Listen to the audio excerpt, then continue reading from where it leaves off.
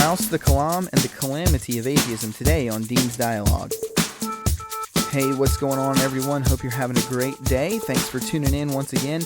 The last time that you and I got together, we talked about the Kalam cosmological argument as we started our new series on evidence for God building a cumulative case for the Christian worldview. And we noted the Kalam cosmological argument, which states, 1, everything that begins to exist has a cause. 2, the universe began to exist. And 3, therefore, the universe has a cause. And we began to look at that first premise, that whatever begins to exist has a cause. Today, we're going to do something a little bit different, but a little bit the same. It's related to the first premise, and we're going to look at an objection to the first premise.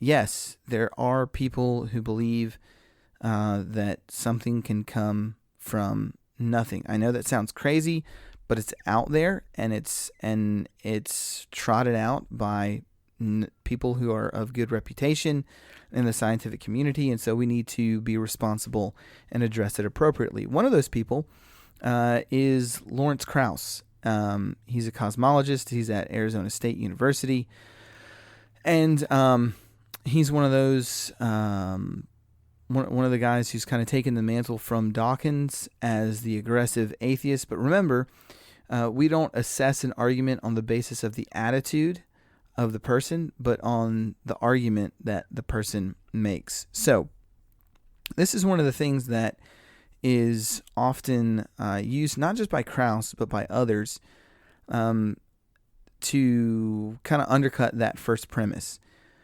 People use the example of the formation of virtual particles in the quantum vacuum. Now, don't get hung up on the terminology. We'll get there. Trust me, we'll get there. So these virtual particles are said to come into existence out of nothing. And so this is what Krauss does or says in his book, A Universe from Nothing. He says this: just as Darwin, albeit reluctantly, removed the need for divine intervention in the evolution of the modern world, teeming with diverse life throughout the planet, parentheses, though he left the door open to the possibility that God helped breathe life into the first forms, close parentheses, our current understanding of the universe, its past and its future, watch this, makes it more plausible that something can arise out of nothing without the need of divine guidance. Empty space is complicated. It is a boiling brew of virtual particles that pop in and out of existence in a time so short we can't see them directly. These quantum fluctuations imply something essential. Nothing produces something, if only for an instant. Do you see that? He said that the idea that something can come from nothing is more plausible than divine guidance.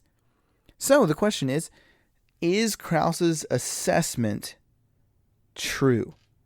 Now, there are two things that I think are vital, that are so vital to understand Krauss's argument, but also to defeat Krauss's argument. The first is the way in which Krauss uses the word nothing, because nothing is a universal negative qualifier. So when someone says that there was nothing before the Big Bang, they don't mean that there was something before the Big Bang.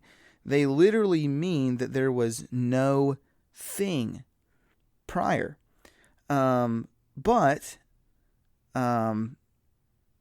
Krauss states things like, there are a variety of forms of nothing. The law of quantum mechanics tells us nothing is unstable.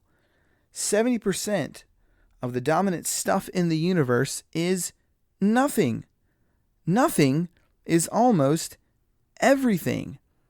And so it seems that what Krauss is doing is redefining nothing so that he can smuggle in his hypothesis, and I think, personally, smuggle in his worldview, because nothing, as said before, by definition, means no thing. There are no properties attached to it.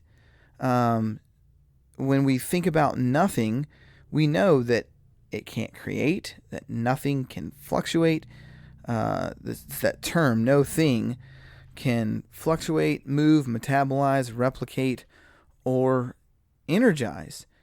So it seems that, like I said before, it seems that Krauss has to redefine nothing in order to make his hypothesis, to make his statement, to make his worldview, to make what he wants to be true fit. So, hey, don't fall for that. Secondly, what is this thing that he's talking about, this quantum vacuum? It is the lowest point of energy in the universe. That's clear. And he's correct in saying that in this quantum vacuum, there's this fluctuating sea of energy, and these particles pop in and out of existence really quick. But there's a problem here. And here's the problem. Even if this exists, which I believe it does, I think the quantum vacuum is true. Isn't that something? By its very definition, doesn't the quantum vacuum have to abide by the laws of physics? And doesn't the quantum vacuum have its own structure?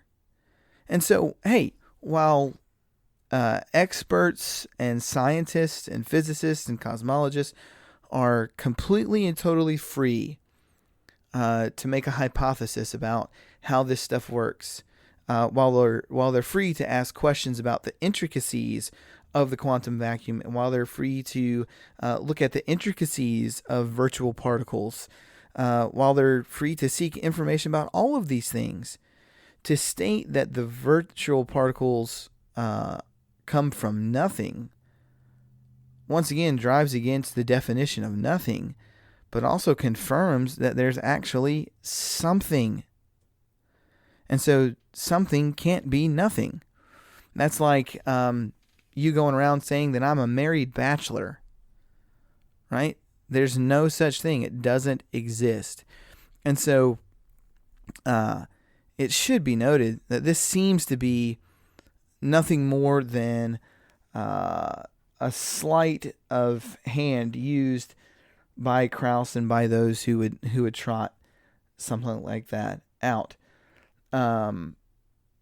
It just makes more sense to say that the potentiality of the universe is grounded and more likely has come to be at the hand and the power of a transcendent cause, rather than say something can come from nothing. I know you're shocked. I'm shocked too. I mean, if someone walked into my office right now and saw all these books and they asked me, "Hey, where'd all this stuff come from?" and I said, "Well, it came from nothing," they'd probably ask me, one, if I had taken any drugs, and two, they'd probably recommend that I get some type of counseling or some type of help. And maybe in the worst case, in the worst scenario, they'd probably put me in a straitjacket and send me to a place with padded walls. But hey, it seems like this stuff can fly for valid arguments in the world in which you have to redefine things to fit your worldview. So, guys, let's be cognizant of the argument, but let's assess the argument on the merits of the argument. And it seems like this is a big stretch on Krauss's part to try and smuggle in his atheism, because, hey, we once again know that the first premise, whatever begins to exist has a cause, is intuitively true, and it's scientifically verified.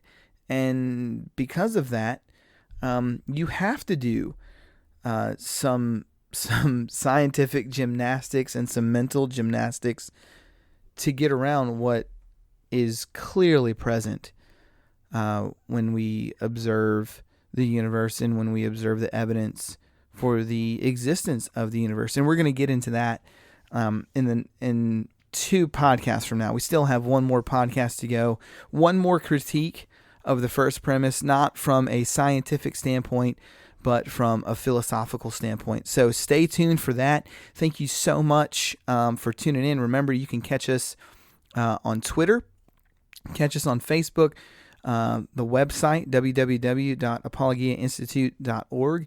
And if you are in the Concord, Kannapolis, Greater Charlotte area on May 11th and 12th, myself and Jack Lipsy will be there on Friday night from 7 to 9, and then Saturday morning from 9 to 1 at the Kannapolis Church of Christ.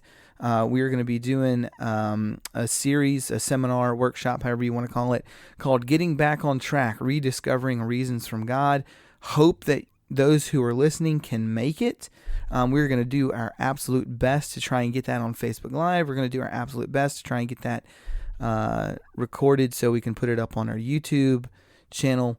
So stay tuned for that stuff. Also, on April 29th of this month, I'll be doing a live stream with Linda McCoe from Finland. She is a street epistemologist, and we will be discussing the resurrection. So a lot of great things happen at Apologia Institute.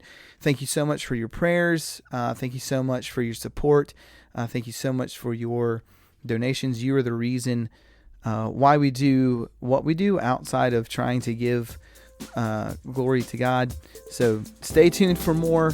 Have a great day, guys. And remember, equip yourself to engage culture. This is Dean Meadows for Dean's Dialogue, signing off. Bye. Have a great day.